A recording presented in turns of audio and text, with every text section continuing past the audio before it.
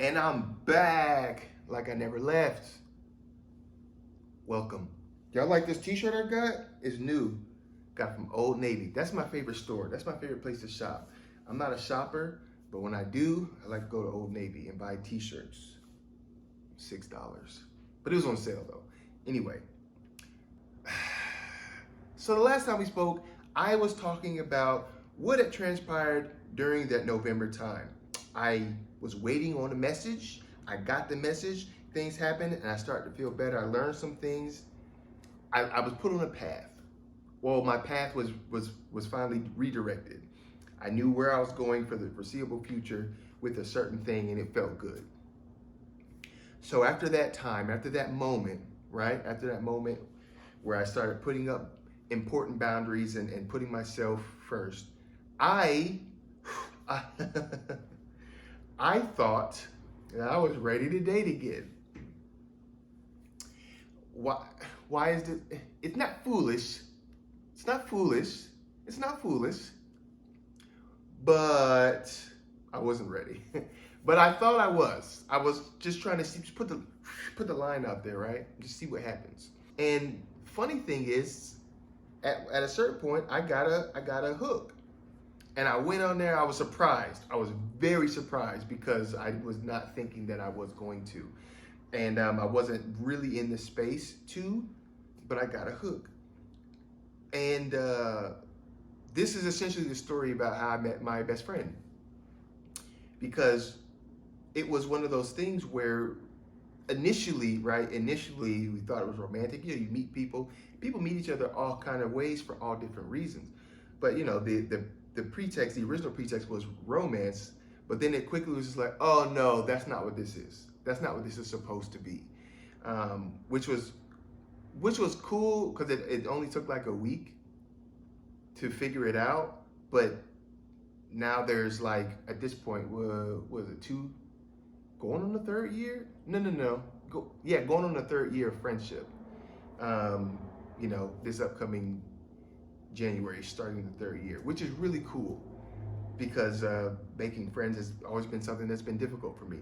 So I met my best friend. I'll call her Quinn just for now.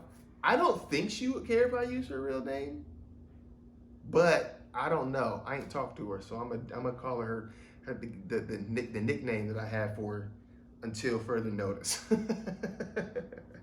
Hopefully I remember. But anyway, so we met and we became friends really quick. And it wasn't it was one of those things where it was just like if you feel really good as a human being. Something about you is familiar. Something about you I don't think this is a new thing in the sense of a soul from a soul level. Like we've done this before. If you watch my video on my past life regression, then you know that I definitely believe that the past life thing is a thing, and because it felt too good.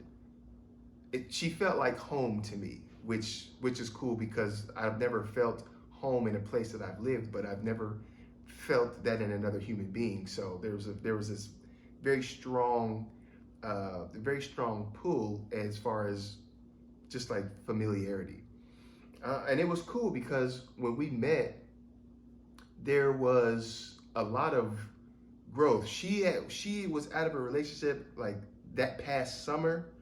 I was going through what I was going through and kind of finally getting on the other side of it, the beginning going up. And there was a lot of information that we passed and shared with one another and we spent so much time together.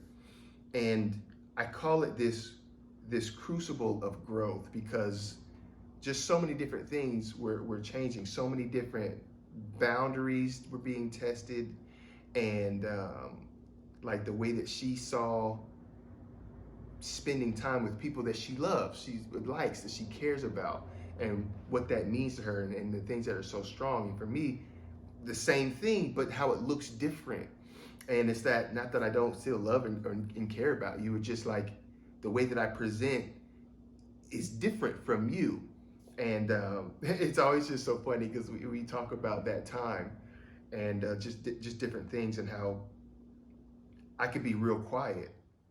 We're together, we're hanging out, but I'm real quiet. I don't really seem too engaged.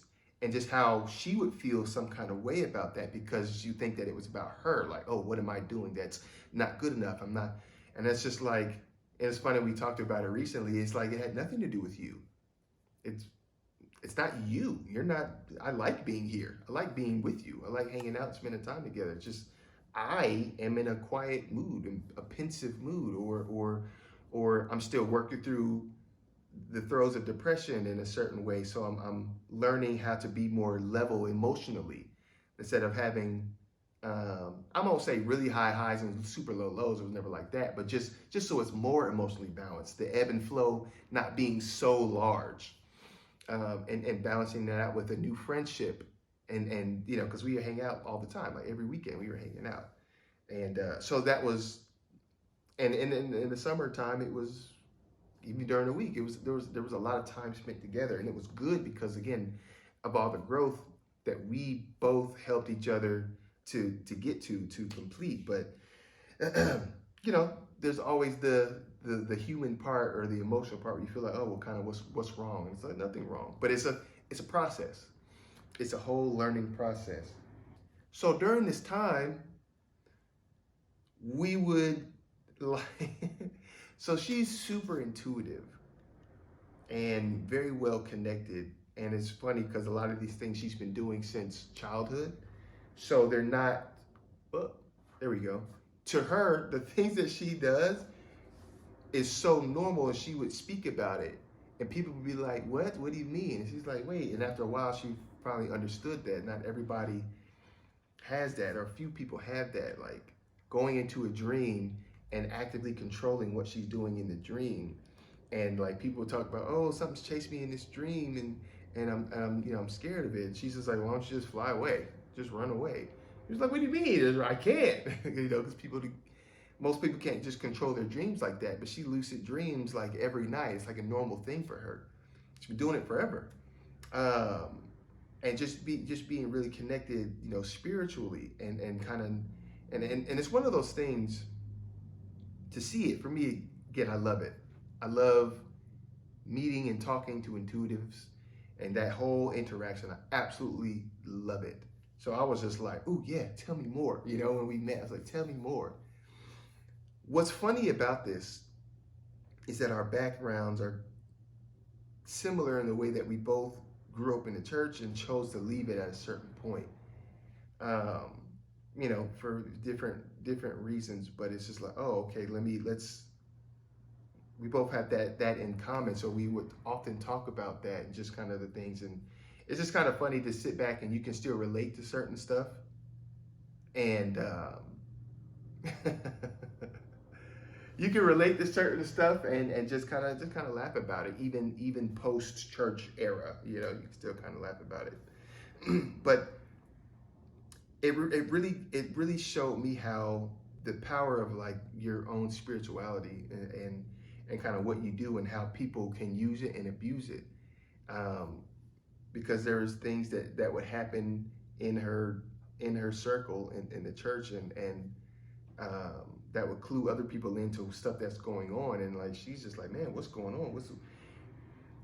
Well, that's a different story. I don't want to get into that, but just a very intuitive, powerful woman, and I think that stuff is cool, and it would also just get to a point where she could pull on these threads and kind of tell me stuff that's going on, and she would get feelings about the seasons changing and energy and things that she's gonna start doing because of that, and just like, see, remember that time I told you that 3 weeks ago, and I was just like, yep.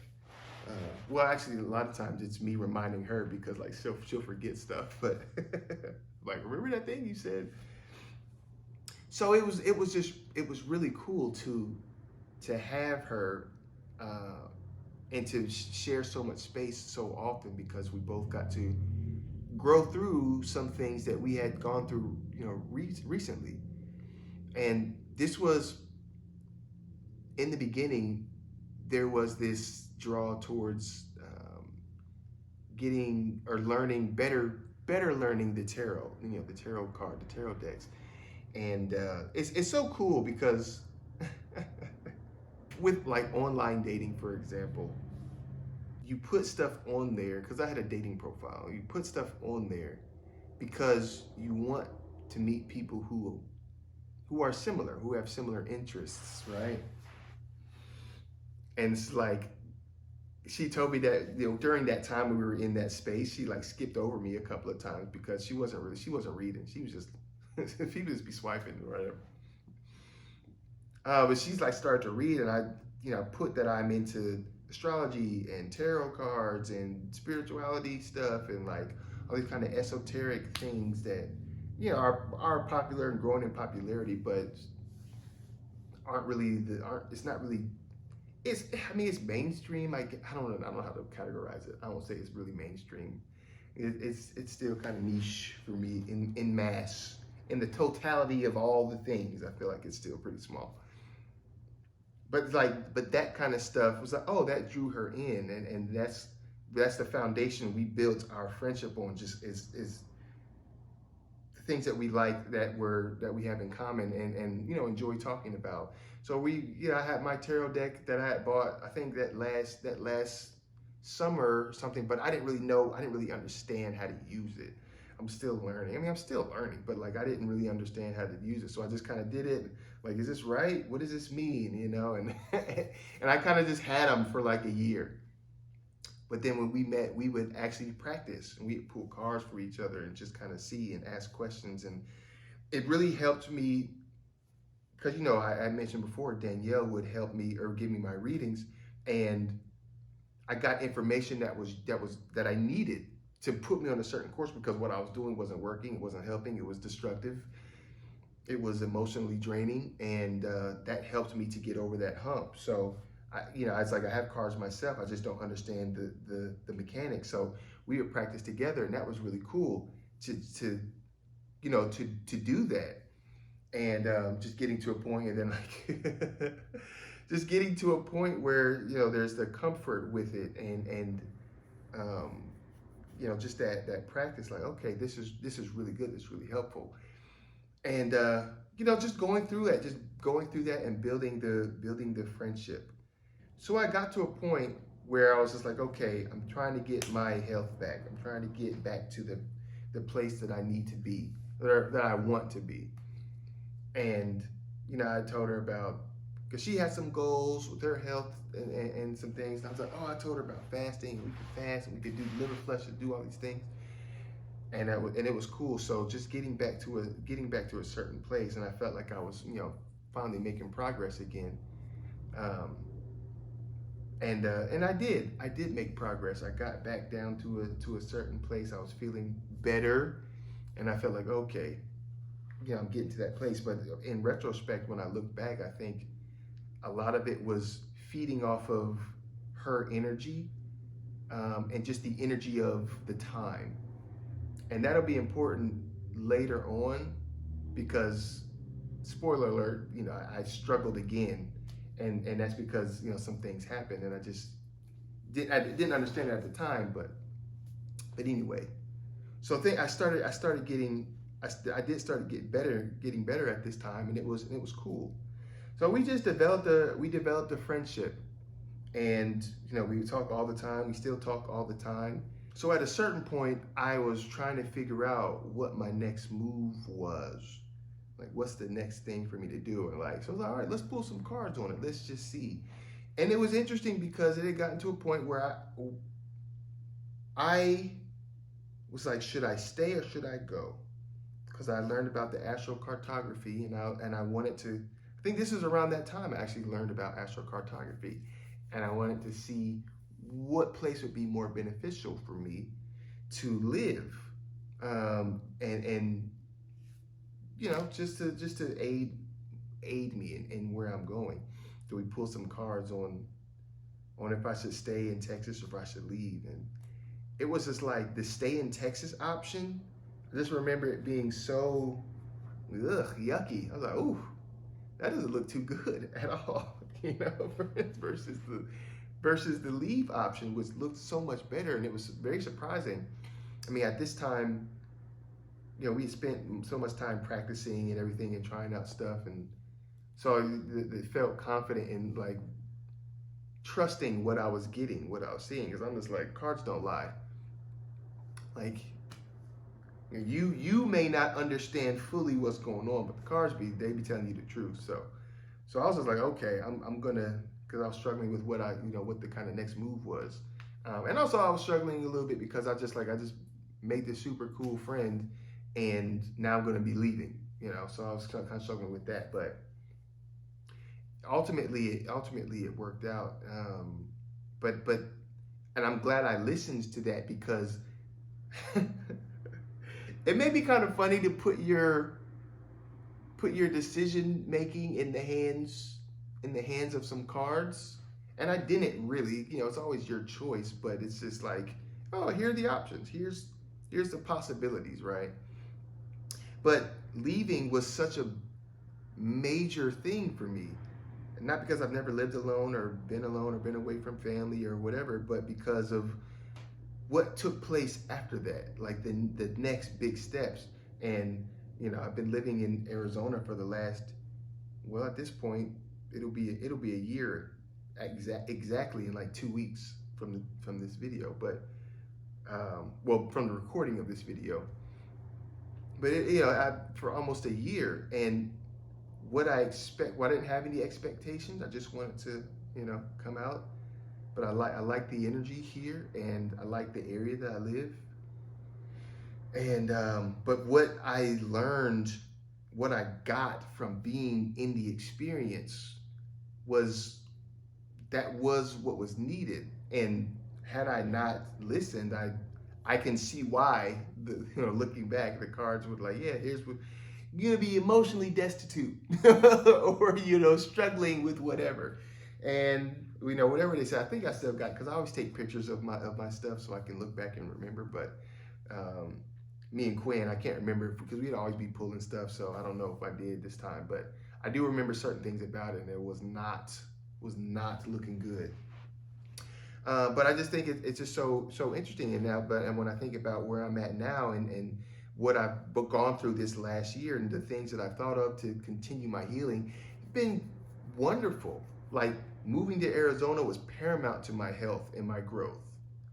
It was a necessary step, for a lot of different reasons. And I'll get into that later. But it was really good. So it's always funny how life works, and meeting people, and when people come into your life at certain times, and the relationship that you build, and all these different little things that in the moment you kind of just maybe you take it for granted, you're not really paying attention to it, but in retrospect you're like, wow, this really was a very,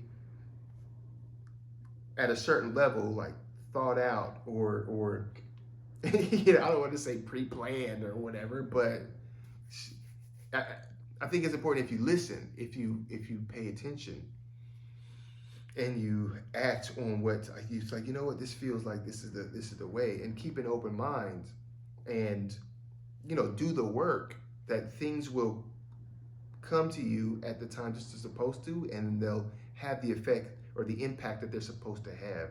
And it definitely had the impact that it's supposed to have for me, and I'm so grateful for that.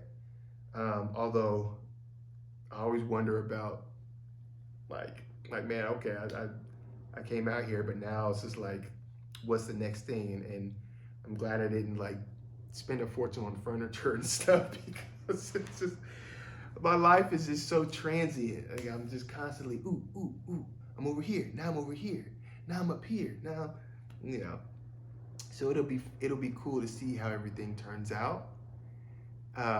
But so there's very much a kind of listen to your heart, or listen to your gut, depending who you are, or whatever that thing is inside of you that's saying, okay, here's kind of what it's supposed to be. And if you're struggling, maybe use some divination, little cards or something, get a little pendulum or something, get an energy reading or something. But whatever you're going through, The signs and symbols are there. You just have to be willing to listen. Start learning, pay attention to one of my old teachers in massage school used to say, like, notice the redundancy. Now, this was talking about the massage stuff. It was talking about what we were learning, but it's like, okay, well, why do they keep saying it? Why do they keep saying it? And saying it again? And it's like, that's the fourth time this mentioned up in this chapter, or this is and it's just like, oh, because this is important.